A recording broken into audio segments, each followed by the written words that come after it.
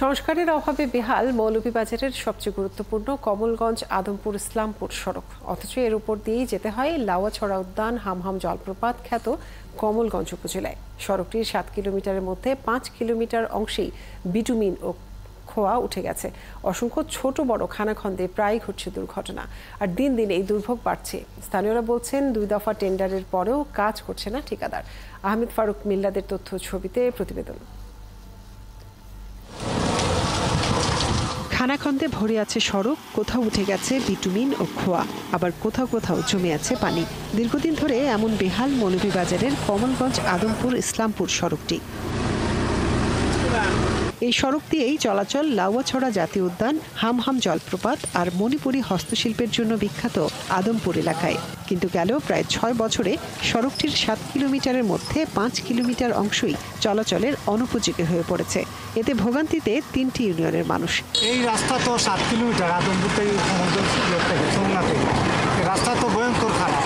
আমরা এই রাস্তার মধ্যে আইলে প্যাসেঞ্জার লইয়া আওয়ার লগে জায়গাটাকে গর্ত করিয়া গাড়িটা লইয়া উল্টি যাই, হয়তো বিয়ারিং সামনেটার ভেঙে গেছে না পিছনেরটার বিয়ারিং ভেঙে গেছে, এই অবস্থা চলে।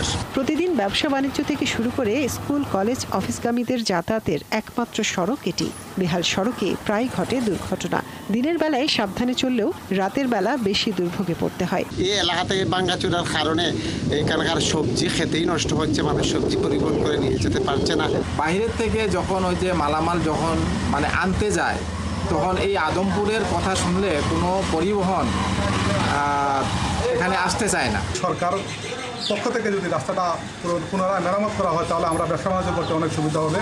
2 দফা টেন্ডারের পরেও ঠিকাদারের গাফিলতিতে সংস্কার না হওয়া এবং বারবার বলেও সংশ্লিষ্ট অধিদপ্তর কোনো ব্যবস্থা না নেওয়ার অভিযোগ স্থানীয়দের।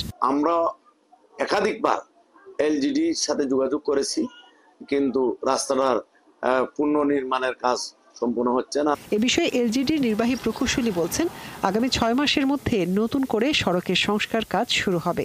টেন্ডার ড্রপ করার পর ওয়ার্ক অর্ডার দেওয়ার পরে উনি পারফরমেন্স নোয়া দেওয়ার পরে পারফরমেন্স জমা দেয়নি, পরবর্তী অনুমোদন হয়নি। না হওয়ার কারণে ওই গত বছরে এই কাজটা করা সম্ভব হয়নি।